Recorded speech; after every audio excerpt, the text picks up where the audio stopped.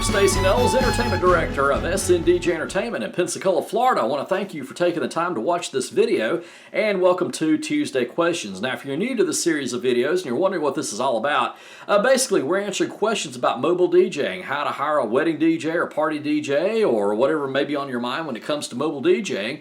And maybe you're looking at hiring a DJ for your wedding and you just have a question about that, or maybe you're wondering what do wedding DJs do or something like that. But I do want to mention though that also that this is not just for weddings.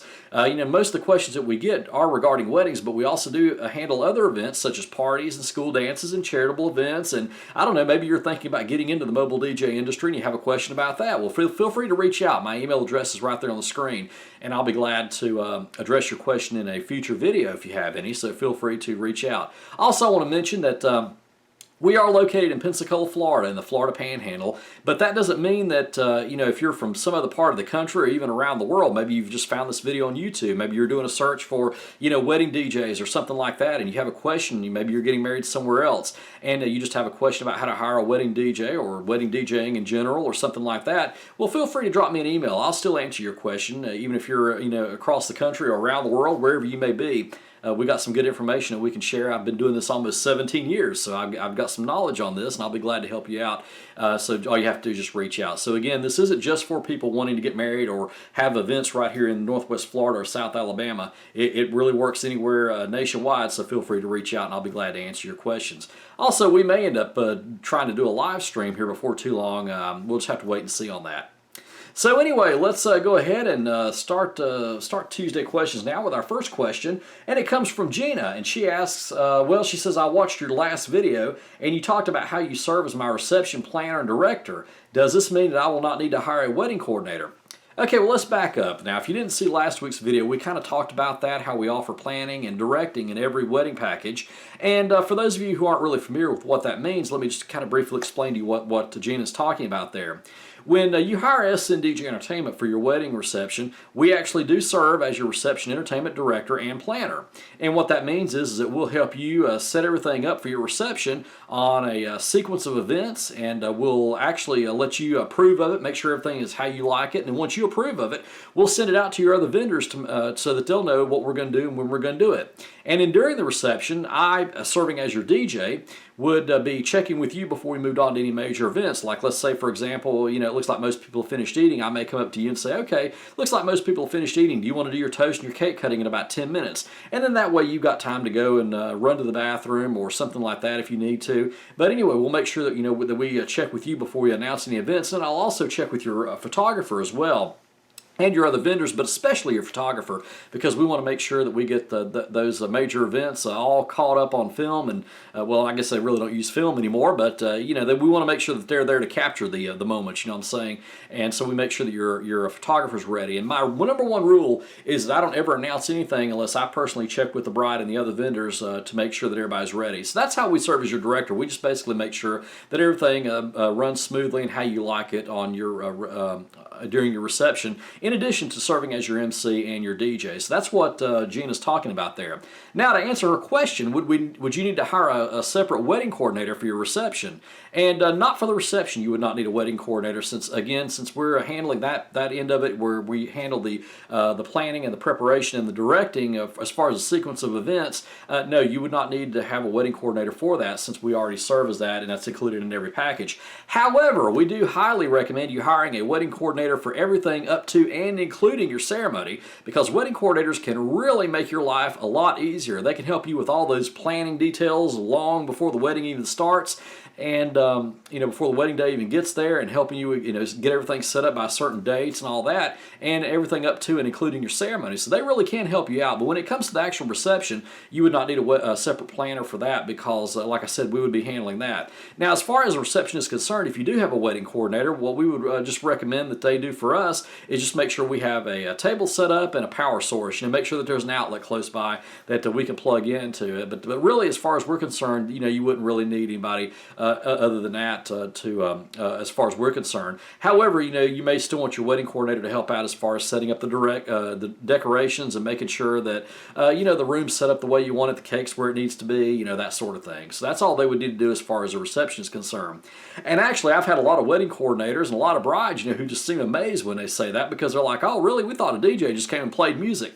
Well, there are a lot of them that do that. Now, I consider SNDJ Entertainment as being unique because we're one of the very few DJ services that actually offers the planning and preparation and setting up the sequence of events and all that. So, yeah, we are very unique and different in that area. And probably if you do hire a wedding coordinator, they probably never worked with a DJ that actually handles that. But a lot of the wedding coordinators that I've worked with really think that that's neat, because what that does is that also frees up your wedding coordinator to work on other events as far as your wedding ceremony is concerned and other things. So it lets them concentrate on other areas while we handle the reception end of it. And really, I'll even go a step further. I even tell my brides to invite their wedding coordinator just to sit back and relax at the reception. And once the ceremony's over with, their job's pretty much done. Let them relax and enjoy themselves and have a drink with you, and sit back and enjoy the remainder of your wedding day with you, because you probably developed a close relationship with that person. I've seen that all the time. I've seen brides and wedding coordinators really develop a close friendship, and really the wedding coordinators would love to just sit back and relax and enjoy the last part of your reception with you. So yeah, let them do that and be there with your guest and you, and just kind of have fun there at the end. So yeah, that's what all that means as far as reception planning and directing. But to answer your question, I know you would not need a separate wedding wedding coordinator for your reception, since we handle that. Okay, Angela asks, how can I find out about your wedding packages and what's included in each package? Well, Angela, I could sit here and go through all the wedding packages, but the way I look at it is, of course, today is February 25th, 2020. That would be the packages as of today, and if you're watching this at some point in the future, we may have changed our rates or changed our packages or something like that. So here's what I'll do. I'll just refer you to our website, sndjpensacola.com, and go and check that out. We've got all that information there, and you can check out our packages. But what I can tell you is, of course, planning and preparation are all included in every package. We do include a minimal light show in every package. And, some packages include decorative uplighting, and some of them include the custom monogram, where we'll monogram your initials or your name on the floor and things like that. So again, just go to our website, check that out. Or you can also just send me an email. Right there, my email address is on the screen, and I'll be glad to send you a copy of our wedding information packet, which has all that information, including any specials that we may be currently running. So again, just make sure you check that out. But as of February 25th, 2020, we do offer 4 wedding packages. And again, you can find all those details by going to our website. And again, if you have any questions, just feel free to give me a call or drop me an email, and I'll be glad to discuss those with you. Maybe we can schedule a consultation and we'll go over the packages that way as well. Okay, Mark asks, can you tell me why weddings are more expensive than parties? Okay, well, I've answered this question before, but it's one of the most common questions we get. People will look at our website or other DJs' websites, and they'll see that we charge more for weddings than we do parties. And well, why is that? Well, basically, it's because they're 2 separate events. With weddings, as I mentioned a little while ago, we do a lot more planning and preparation. There's a lot more involvement as far as weddings are concerned than there is, say, a Sweet 16's birthday party or something like that. Because, with a Sweet 16's birthday party, you're not really going to be doing a whole lot of planning and partying. There's not a whole lot of special events and all that kind of stuff like you would for a wedding. So, yeah, there's definitely going to be more of a price difference there, because we actually put in a lot more work when it comes to weddings. And I like to use this illustration a lot, okay? Let's say that you got to have some work done to your car and you take your car up to the mechanic. Well, your mechanic, he's not going to charge the same thing to change your oil as he would if you have to have your engine rebuilt. That makes sense, doesn't it? He's obviously going to charge more to have your engine rebuilt because that's more involved. He's got a lot more tools he has to use, and it's going to take a lot more time. And it's basically the same thing with that. Weddings take a lot more time, a lot more planning and preparation than a party or a school dance or something like that. Basically, I'll use school dances for example. When it comes to a school dance, there's really not a whole lot of planning that I have to do with that. Basically, I just make sure that I have the music that the students want to hear, and then, if it's like a prom or a homecoming dance or something like that, may have to stop and just announce the homecoming chord or the prom chord or something like that. But other than that, it's just straight music all the way. So really, there's not a whole lot with that. Now, when it comes to weddings, we actually have to plan out, when we're going to be doing speeches and cut toast and cake cutting and, all this other stuff. So there's a lot more involvement when it comes to planning a wedding, and there's a lot more planning that goes into that. So that's why there's a big difference in parties and weddings when it comes to the actual prices and things of that nature. So yeah, very good question there. Okay, Leslie asks, what is uplighting? Okay, well, uplighting is where we actually take some lights and put them around the room, and it really creates a neat effect. And this has really become really popular over the past few years, and we can set the colors to be really any color that you want. Like this wedding I did just this past Thursday, the bride chose white uplighting, and it looked really neat. As a matter of fact, I'm going to show you a video clip from that right now, and you can just take a look at what the uplighting looks like. Here's a look around the room real quick so you can take a look at the uplighting we've done. Here's my setup. Got a fire going. It has gotten really cold out here. Just outside just a little while ago. So you can see the uplighting here. Got their monogram right there. I'll try to get a better shot of the monogram here in a little while. There's the bride and groom. Okay, now here's another video clip. This was actually taken at the Eights Ranch in Milton, which is a very popular wedding venue. I've already got several weddings booked there this year, but you can see some purple uplighting in this video and see. Okay, we're just doing a fake leave right now. The photographers are getting ready to leave, so they're going to come back in here and do some dancing here in just a little bit, or some more dancing rather. And real quickly, here's my setup again. It's gotten dark. You can see the uplighting around the room. There they are doing the sparkler send-off.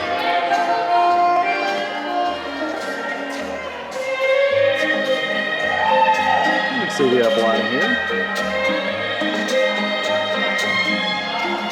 This is a beautiful facility. I'm having a great time here tonight. This last video that I want to show you is what we call the uplighting evolution. We're going to show you a video from 511 Palafox in downtown Pensacola. That's the old Trader John's. That's a real popular wedding venue, and you're going to see a picture of what the room looked like before the uplighting and then after the uplighting, so you can see what the big difference is there and how much uplighting can actually enhance your wedding reception experience. Forever could never be long enough for me to feel like I've had long enough with you. Forget the world now, we won't let them see. But there's one thing left to do. Now that the weight has lifted, love has surely shifted my way. Marry me today and every day.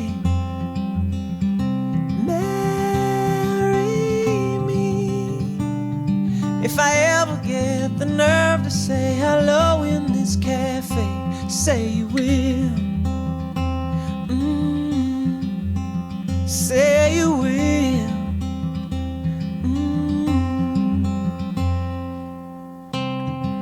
Together could never be close enough. Okay, Leslie, thank you very much for that question. You can find out more about uplighting and see some more pictures just by going to our website, sndjpensacola.com. We've got a lot of pictures there, and also our Facebook page, so be sure and look us up, SNDJ Entertainment, on Facebook, and you'll see our Facebook page there, and we got a lot of pictures there as well, so check that out, okay?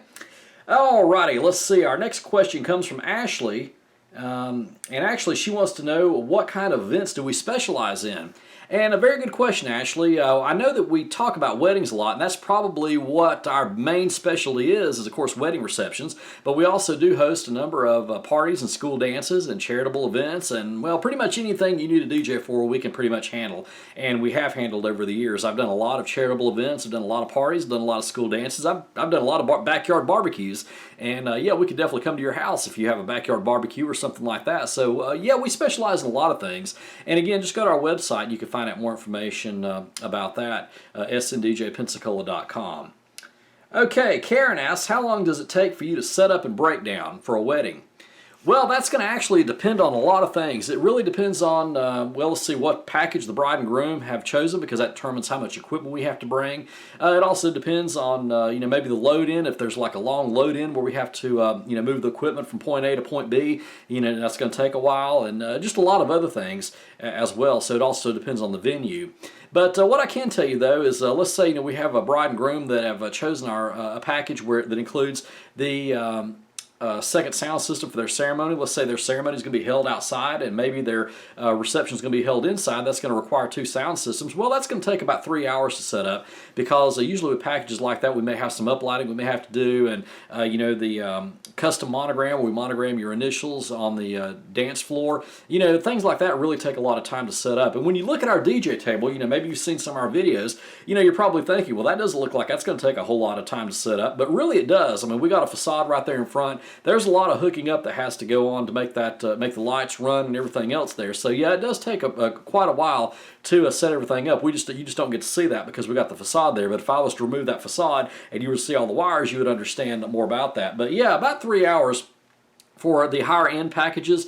And then if we're not really having a whole lot of lighting, or let's say there's not going to be a second sound system or anything like that, and it's a relatively easy load in, then I don't know, I would say maybe anywhere between an hour to 2 hours we'd need to set up. So again, it just depends on the package and the load in. And speaking of load in, just like for example this past week, I did a wedding last Thursday at Eisenstone Event Venue in Spanish Fort, Alabama. And I was able to back my van up right to the back door, and the DJ table was literally, I would say, maybe 6 feet away from the door, so I didn't have to really move my equipment in there too far into the building. So that was a pretty easy load in and load out there. However, I have done other weddings where I've had a long load in and load out. Like let's say for example, that I've had a wedding one time I remember doing down in Destin, and I had to park in a parking garage. I had to load all the equipment up on an elevator and go all the way up several stories, down a hallway, turn right, and down another long hallway before I even got to the room. So of course, the load in there would take a while, and that would add to our time too. So I've had all kinds of load ins, and that's just something we have to think about when it comes to that. But yeah, I would say for the higher end packages, we'd probably allow about 3 hours, and if you got a low end package where we're not going to have a whole lot of equipment, probably anywhere between an hour and a half to 2 hours. So that's just on average. But like I said, it could be a little bit more, a little bit less. It just really depends on the package, how much equipment we have, and what the load-in's like. Okay, let's see. Jackie asks, how do I hire a professional DJ for my wedding? And that's a very good question, Jackie. That's one that I get asked a lot. And first of all, let me tell you what not to do, okay? You don't want to go online and look at DJs in your area, like let's say Pensacola, for example, and just look at a bunch of DJ websites and then just hire the one that quotes you the cheapest price. And that goes really for anywhere. That's something that you definitely don't want to do, because a lot of people tend to think that all DJs do the same thing, and really that's not the case. Here's what I would recommend. I'd recommend, first of all, looking at the DJ's website. Does it look, does it look professional? Do they have a lot of, grammatical errors or something like that? I mean, can you tell it was professionally done? Look at their pictures. Look to see if they have any video up, and ask to see sample outlines of wedding receptions that they plan and things like that. Maybe send them an email and schedule a consultation. Now you can find out a lot by scheduling a consultation. When you go and meet with the DJ, how organized are they? You just kind of got to learn to trust your gut feeling. Now we have a whole section of that on our website. Go to our website, sndjpensacola.com. Click on the wedding section. We got some information there on how to hire a professional DJ and things to look for. So if you have any questions about that, feel free to drop me an email. But yeah, just kind of do your homework. I mean, and the most important thing we can say is just don't, look at a bunch of DJs and just hire one because he quotes you the cheapest price. And I can make a video all day long on why you wouldn't want to do that, but just trust me, that's not a good idea. Okay? Let's see. Mike asks, is it normal for wedding or party vendors to offer discounts for events during the week? And, well, I guess that depends on the vendor. And a lot of times, I'll just be honest with you about this, if you're planning on having a wedding or an event during the week, a lot of times vendors will not advertise that they'll give you a discount, but a lot of times they will. So my advice on that would be just to ask the vendor, just say, hey, I'm having my event on a Wednesday or a Tuesday or something like that. Do you offer a discount?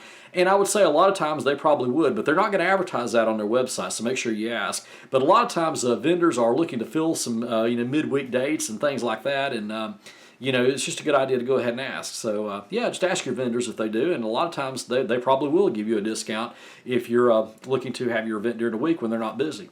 So, yeah, it's just the old supply and demand right there, okay? You probably remember studying about that in school. Okay, our final question. Carla asks, can you hold my date without a retainer fee?